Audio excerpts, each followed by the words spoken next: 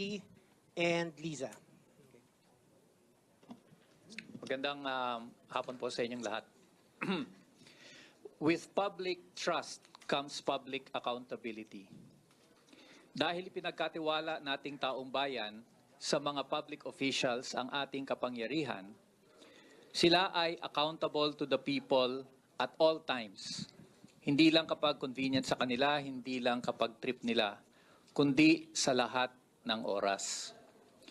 Sa araw na ito, inaakusahan namin si Vice President Sara Duterte ng pagtataksil sa tiwalang ito sa pamamagitan ng paglustay ng 612.5 million na confidential funds ng Office of the Vice President at Department of Education. Ginamit niya ito sa mga maling bagay, sa maling paraan. Hindi lang yan.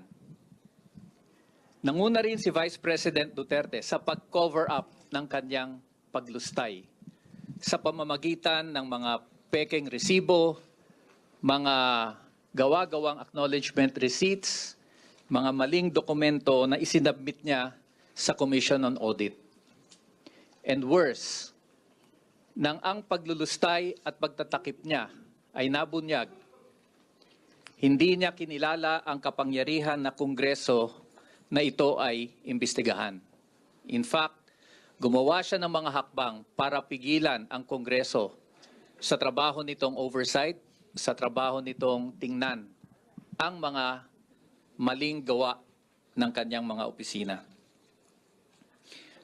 Siya ay nag-asal pusit at hindi yan katanggap-tanggap. Ang mga ginawang ito ni Vice President Sara Duterte ay pagtataksil sa tiwalang ibinigay sa kanya ng taong bayan. This is a betrayal of the public trust. At dahil dito, karapat-dapat lamang na siya ay matanggal sa pwesto at huwag nang payagan na humawak ng anumang pwesto sa gobyerno.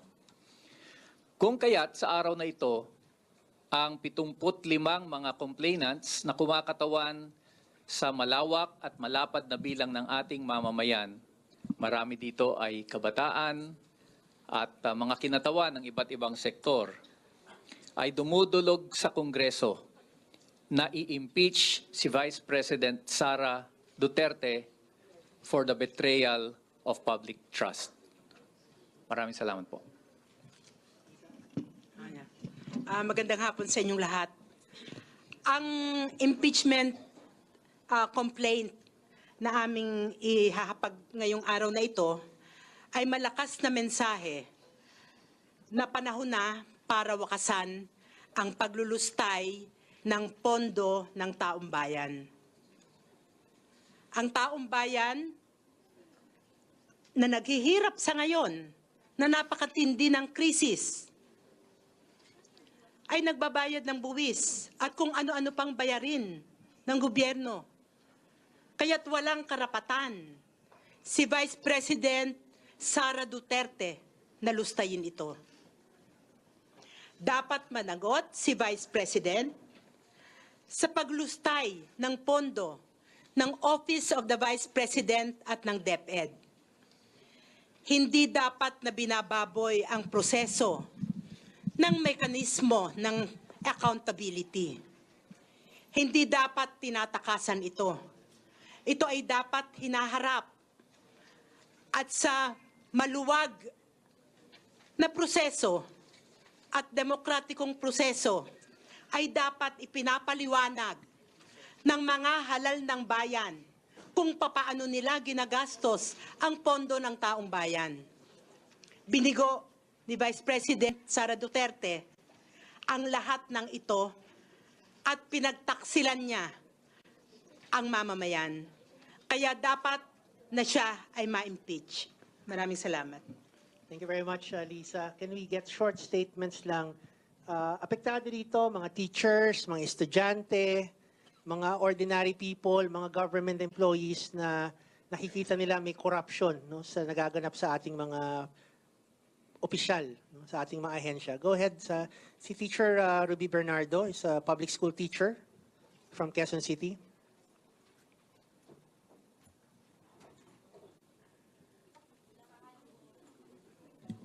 Yan, magandang tanghali po sa ating lahat. Magandang tanghali po din sa ating mga kasamang media ngayon. Kami po, ng mga public school teachers sa ilalim po ng Alliance of Concerned Teachers, ay kaisa po sa araw na ito ng iba't ibang mga organisasyon bilang complainant sa pagpapa-impeach po no, sa ating BP, Sara Duterte at sa resign, DepEd Secretary. Kami pong mga guro, malinaw po sa amin na kung gaano kahirap yung aming sektor. Siyam sa bawat 10 guro ang hindi po talaga nakakatungtong sa living wage yung sahod.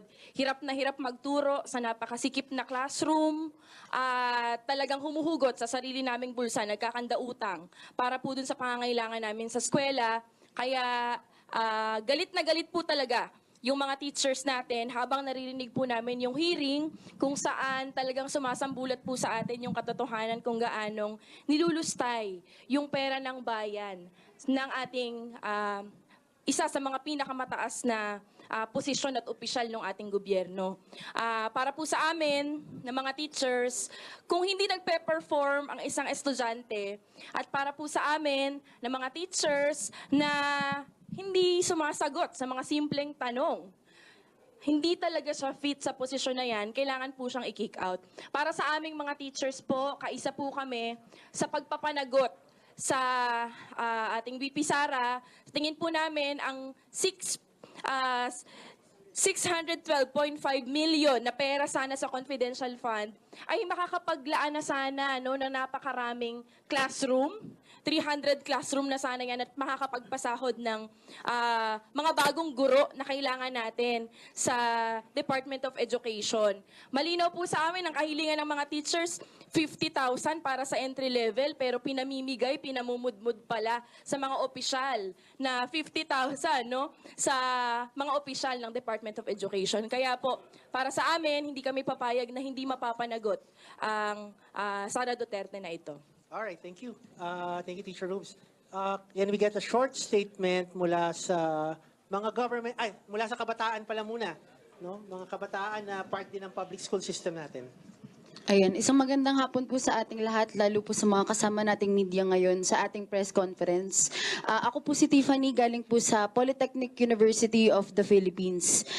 Mula nung maupo si Vice President Sara Duterte, nasaksihan po ng mga kabataan kung paano niyang pinagnakawan no, ng pondo ang taong bayan sa mukha ng confidential and intelligence funds ng kanyang opisina. Milyon-milyong pondo po ang ninakaw ni VP Sara Duterte na dapat sana ay nakakatugon no, sa mga batayang pangangailangan ng taong bayan, higit lalo ng mga kabataan no, sa sektor ng edukasyon. Bukod po doon, nasaksihan po ng mga kabataan ang kawalan ng transparency ng opisina ni VP Sara Duterte no, at panloloko niya at patuloy na panloloko niya sa atin no, sa mga gawa-gawa at fabricated no, ng mga ebidensya ng auditing kung saan nga ba tunay na ginagasta ang pera ng taong bayan na nasa sa kanyang opisina. Nandyan din po na nasaksihan ng mga kabataan ang pambabastos mismo ni VP Sara Duterte sa proseso ng pagdinig at paghingi ng accountability sa kanya sa lahat ng mga nilustay niyang pondo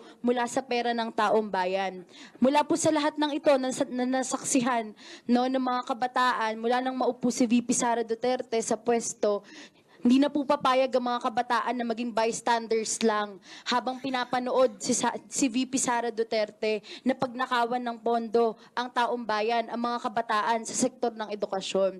Kaya mula po sa malapad na hanay ng mga kabataan, nandito po kabilang sa mga complainants na magpa-file ng impeachment complaint ngayong araw, ay nagkakaisa po ang sektor ng kabataan na tuluyan na siyang patalsikin sa pwesto. Dahil habang nagagawa po ito ni VP Sara Duterte no, na makatakas sa accountability no, at magbulsa ng milyon-milyong pera para sa pansarili niyang interes, ang mga kabataan po ay kumakaharap ng kulang-kulang na budget sa aming mga pamantasan.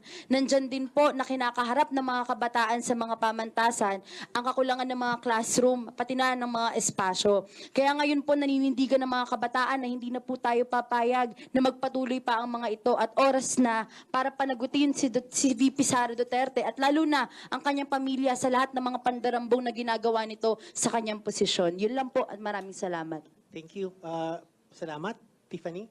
Maikling pahayag lang from the government employees no, na laging na mga problema dito sa issue ng corruption. Where is Santi? Yes? Bigyan niyo naman ng upuan. Magandang tanghali po. Sa isang ordinaryong kawani ng gobyerno, mawalan ka lang ng piso, investigasyon, korte na, tanggal sa trabaho, at malamang kulong pa. Ang milyones, walang nagawa sa Vice Presidente. Ngayon, ang panawagan ng mga kawani ng gobyerno, lalo na ngayong Disyembre, panahon ng Pasko, dagdag sahod, hindi dagdag nakaw. Public office is public trust. Iyan ang sigaw ng mga kawani ng gobyerno, impeach Sara now. Thank you po. Kasanti. Lalim ng hugot. Government employees eh. Talagang ganon, no? May lang siguro, Kadaning. Baka may gusto kayong may lang. Sa bahagi ng mga magsasaka at mamamayan sa kanayunan, grabe po ang epekto ng kalamidad, serye ng kalamidad. Walang makain, nagugutom ang magsasaka, pero ang opisyal ng pamahalaan ay milyong piso. Kaya para sa amin na naghihirap at nagugutom, dapat ay magkaroon ng pananagutan si VP Sara. Kaya po, kaisa kami na dapat ay ma-impeach si Vice President Sara Duterte. Salamat po. Alright, let's get a short, thank you po, Kadaling. Mula sa mga magsasaka, let's get a short statement then from Attorney VJ, mga victims ng Duterte regime, human rights victims. Magandang tanghali. Sa itong telesereng na papanood natin dito sa Kongreso at sa Senado ay narinig natin ng madalas yung binabanggit na confidential funds. At itong confidential funds ito ay ginamit sa personal na interes at sa katiwalian. Katiwalian laban sa sambayanan. Ako po ngayon ay nandito bilang anak ng mga biktima ng human rights violations kasama ang mga nanay natin mula na biktima rin nung Bloody Sunday, grupong karapatan at grupong hustisya. Nanawagan po kami na patalsikin at impeach si Sara Duterte na binibigyan namin siya ng pagkakataon sa isang demokratikong proseso na harapin ang reklamo at ang sumbong ng mamamayan batay sa kanya or sa patuloy niyang katiwalian at patuloy niyang pandarambong sa bayan. Kami po ay nakikisa sa impeachment ito at nananawagan na magbitiw sa pwesto si VP Sara. Yun lang po. Alright, bago tayo pumunta doon sa ating mga endorsers, no? Fast facts lang, kaugnay ng impeachment, no? We have, bago yun. Fast facts, it's been almost 2 years since December 2022, since the first tranche of the 125 million peso confidential funds for the OVP were first released. No? So 2 taon na mula nung nirelease yung pondo. Mahigit 1 taon na mula nang ito ay natuklasan ng mga makabayan representatives. We have 75 impeachment complainants. We only cite 1 ground, betrayal of public trust.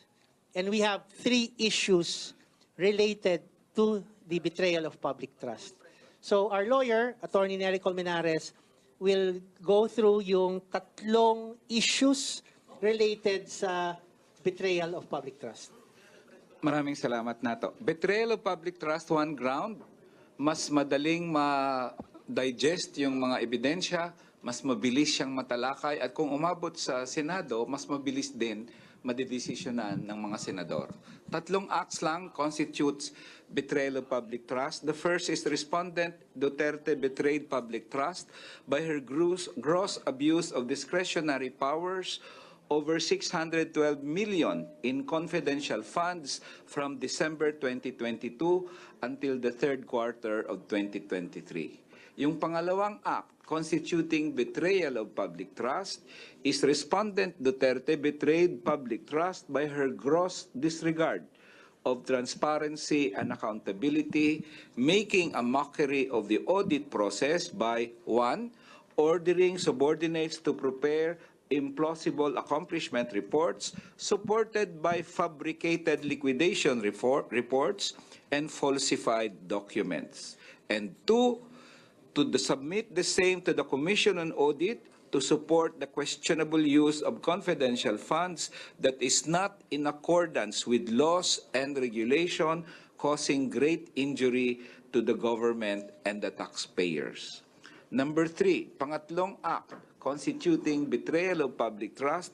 Respondent Duterte betrayed public trust by her dereliction of official duty with her willful refusal to recognize congressional oversight during budget deliberations and its authority to conduct inquiries of aid of legislation. So yung tatlong acts lang yon, ang tingin namin at least nakafocus sa isang issue, confidential funds, at isang ground, betrayal of public trust.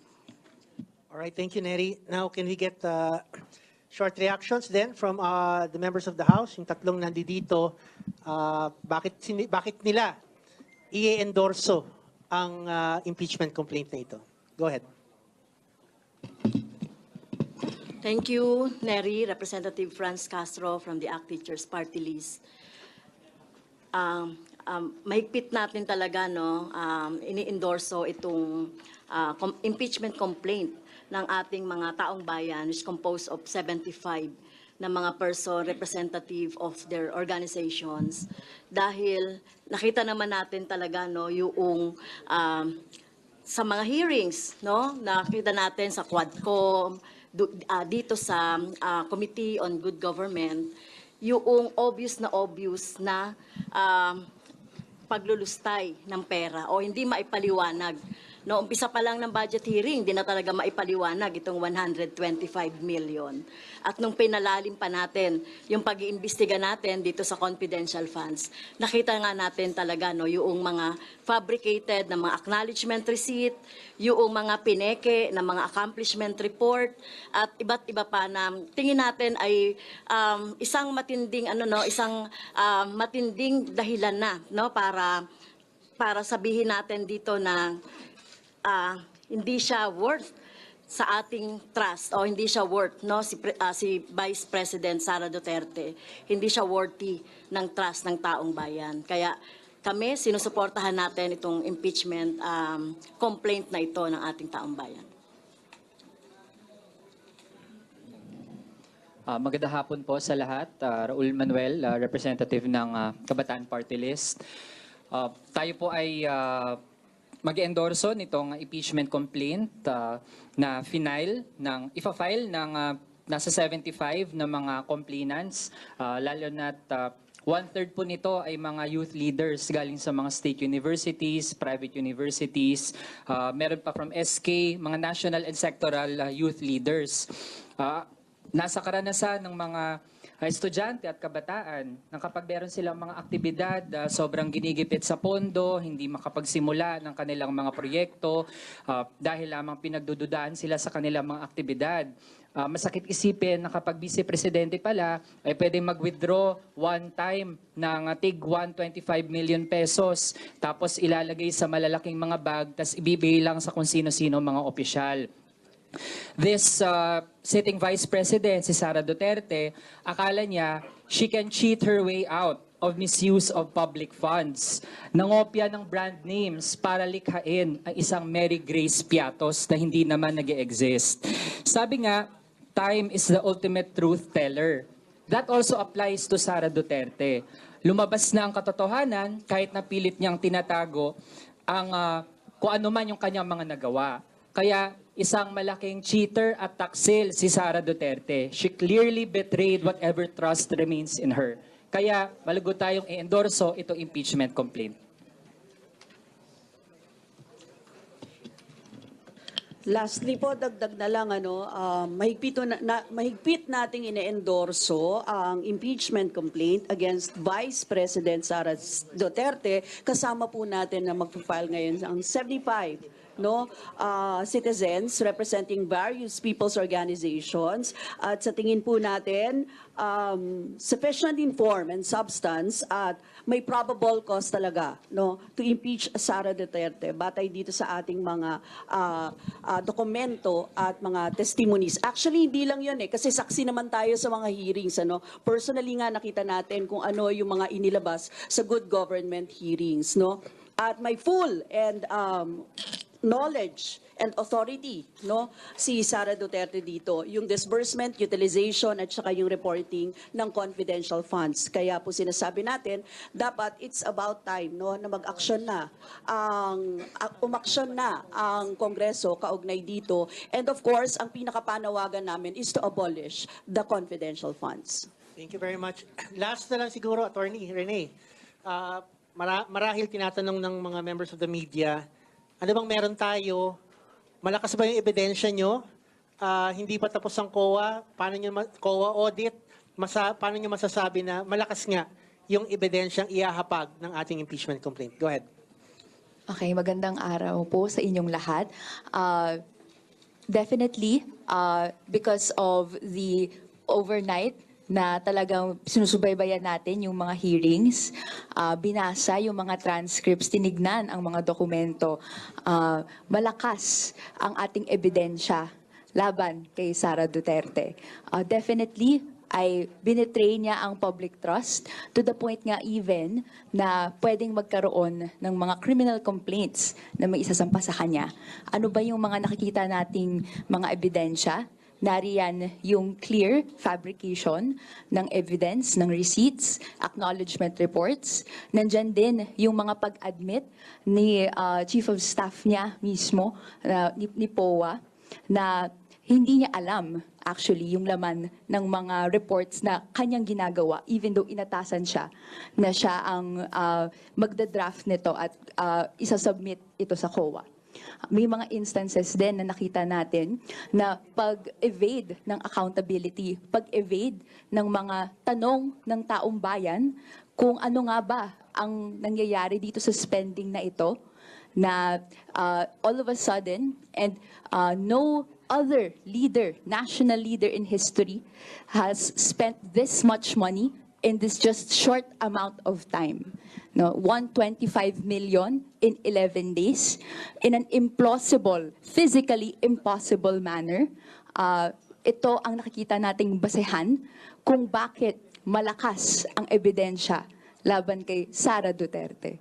And kaya nga sa kabataan, in our parlance now, no, ang tingin natin, it's time to impeach the wicked witch of the East.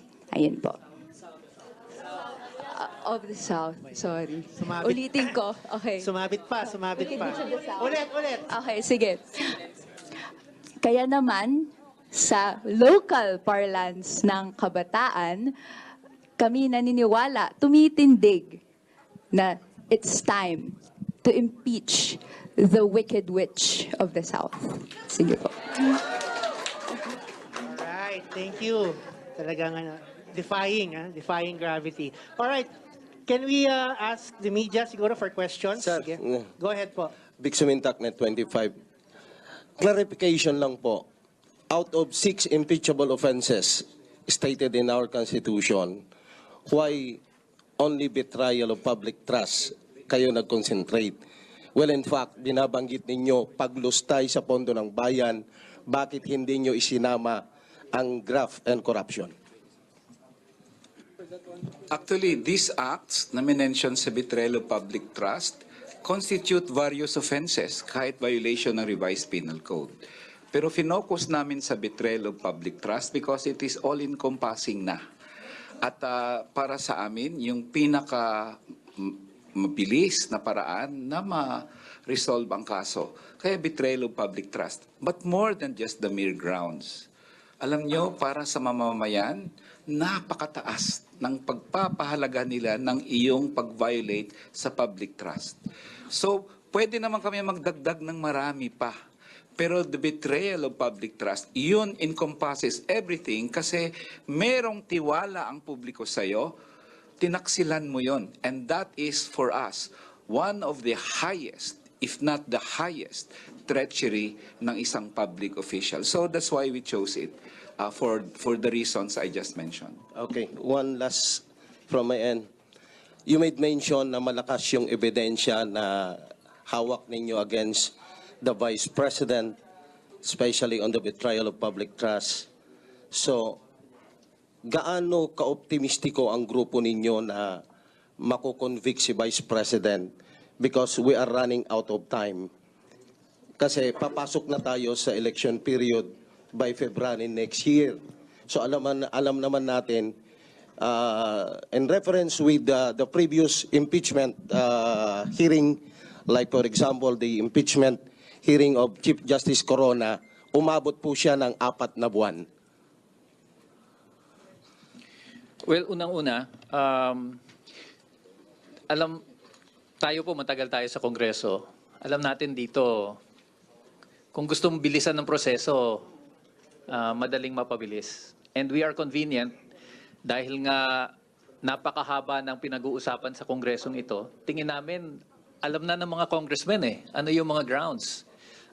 It's really a matter of just systematizing and putting all these things in a formal complaint. Tingin ko, karamihan sa ating mga congressmen, actually alam naman nila ano nangyari. And they're just waiting for someone to file a complaint. Senate is another matter. I think it is premature at this point to say that there are no votes. Dadaan pa ho ito sa isang trial sa Senado.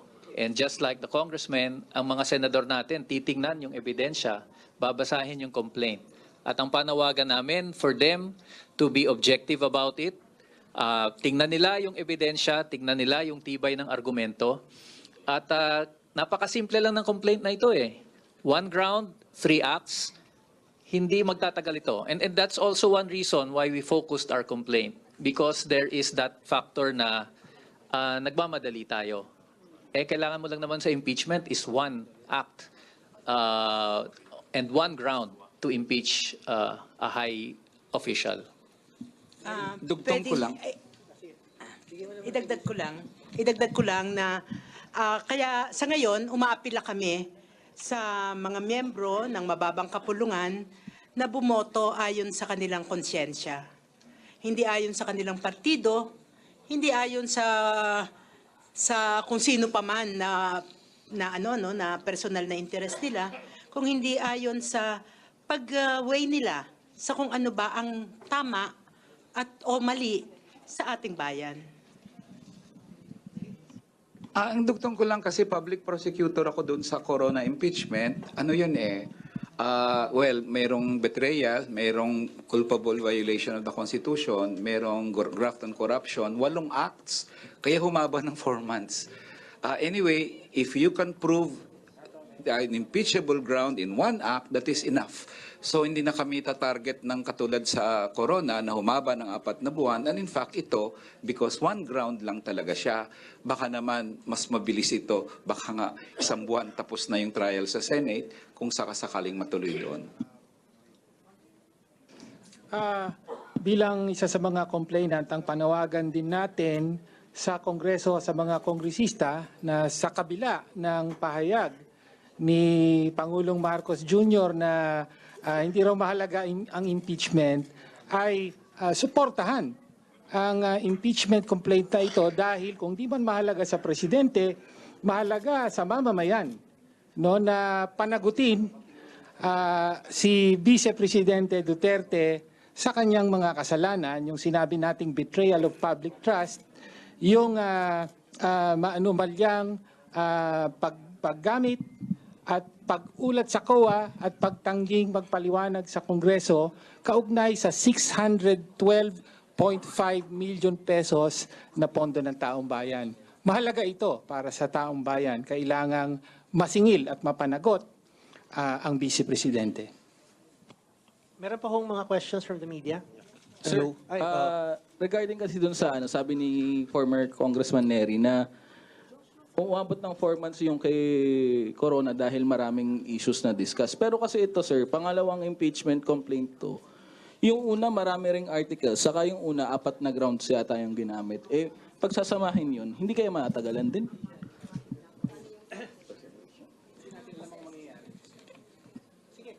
Alam nyo, hindi natin alam kung ano magiging aksyon ng Kamara dito sa mga complaints, no?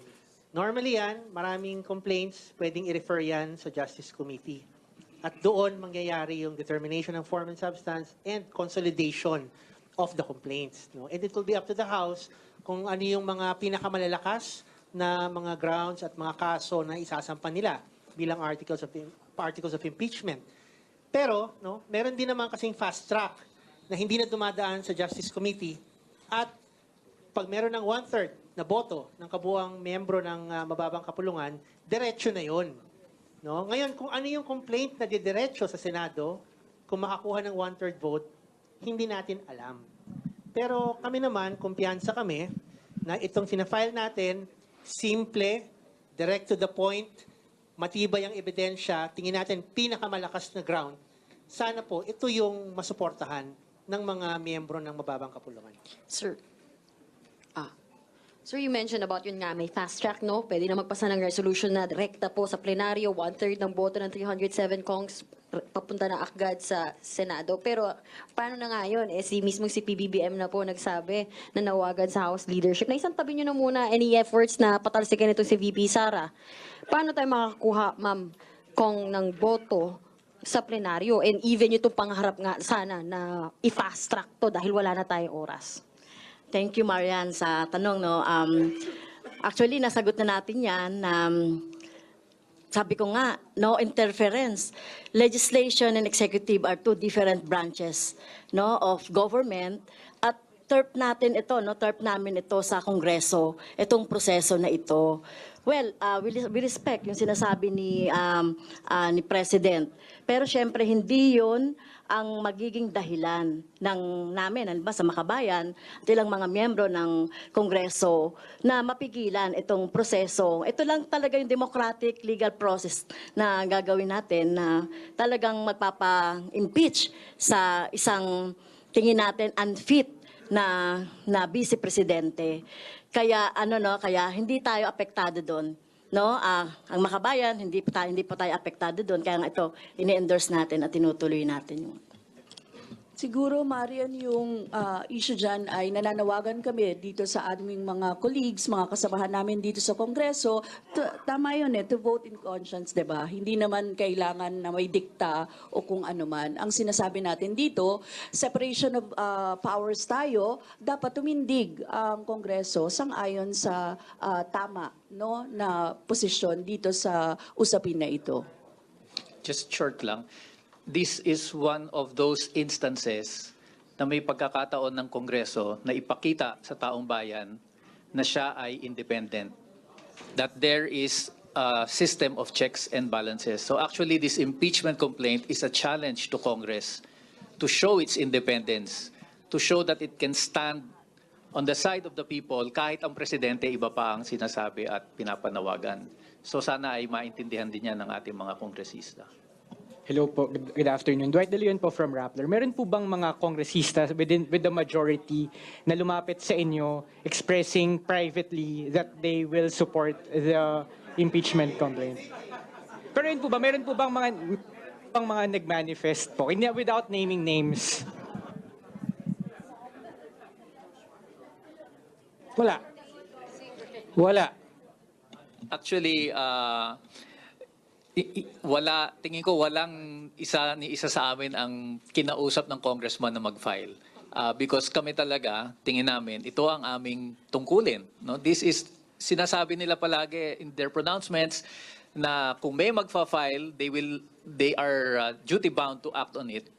So, yun lang, ganun kasimpleng pahayag lang, sapat na para sa amin to do what we think is our duty as citizens, to hold high public officials accountable.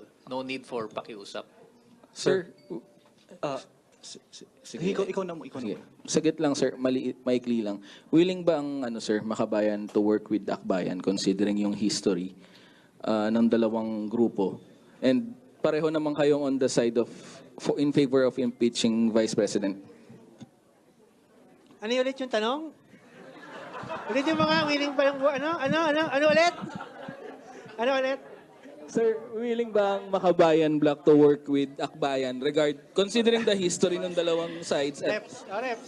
Well, ikaw talaga, maintriga ka. Ma'am, kasi di ba meron namang Kami incidents naman, in the past? ito kasi, syempre, pag usapin ng kung common naman, yung may common na usapin, well, di natin pag-uusapan yung ideological. Magkaiba talaga yun. At linawin natin yon. Pero kapag merong pareho naman ng mga usapin, issues, madalas naman nagkakasama. Halimbawa, kahit na nga doon sa, sa kalsada. So, kung sakali, no, kasi proseso ito, hindi lang for akbayan or makabayan ito. Usapin, proseso ito na gagampanan ng more than 300 na mga kongresista. Kaya hindi usapin dito yung akbayan or makabayan. Thank you. If I may just add to that, no, impeachment is a political process that requires numbers. So, obviously, para magtagumpay ang impeachment, kailangang magtrabaho ng sama-sama ang kinakailangan para mapanagot ang pinapa-impeach. Yes, go ahead. Hello, question ko lang. Kailan po nagsimula yung drafting ng impeachment complaint at bakit ngayon lang po? Kasi ilang buwan na rin tumatakbo yung Good Government Panel hearing on VP Sara's secret fund spending. Ba't ngayon lang po? Okay. Anahin lang natin yung process, no? Nung lumabas yung COA Notice of Disallowance, nung nagkaroon na ng budget hearings, nagsimula na yung pag-aaral namin ng grounds for impeachment. Pero hindi natin yan mamadali kasi nga kinailangan pang magkaroon ng mga committee hearings. So, nung natapos na yung marami-raming bilang ng hearings, I think 7 hearings, we're looking at 800 pages ng transcripts para sa buong pagdinig na yon. Yun ang naging dahilan kung bakit medyo tumagal. Kasi gusto natin, hindi lang yung basta mag-file. Gusto natin sinupin, gawing malakas, get everything that we can get from the transcripts, from the testimonies, review yung mga videos, review yung mga dokumento. Kaya tayo nandito ngayon. Yun yung prosesong pinagdaanan.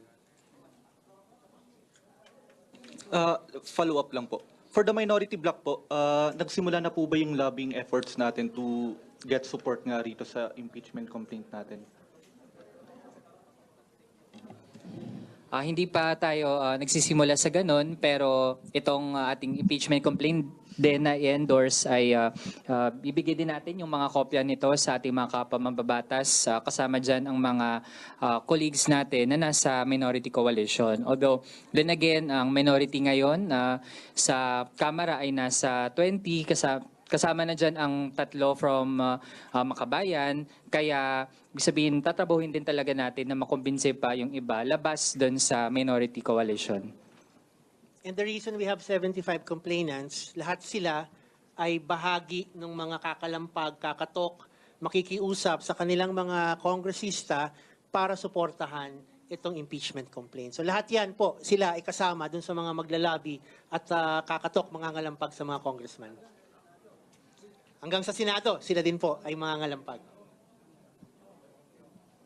So, hindi na lang ho kay BBM kung gagaling yung mga text sa congressman.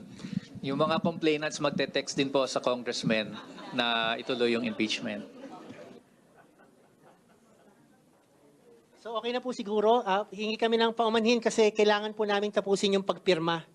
No, marami-rami pong bilang po yung pipirma pa. Tapos pupunta po kami sa North Lounge Extension. North Lounge Extension. So by 2 p.m. po, nasa North Lounge Extension po kami. Doon po gagawin ang actual filing at pagsumpa sa harap ng SecGen para ma-verify po yung complaint. So, mabilis lang po na, ayan na. Impeach Sara now! Impeach Sara now! Impeach Sara now! Impeach Sara now! Impeach Sara now! Impeach Sara now! Impeach Sara now! Impeach Sara now! Impeach Sara now! Impeach Sara now!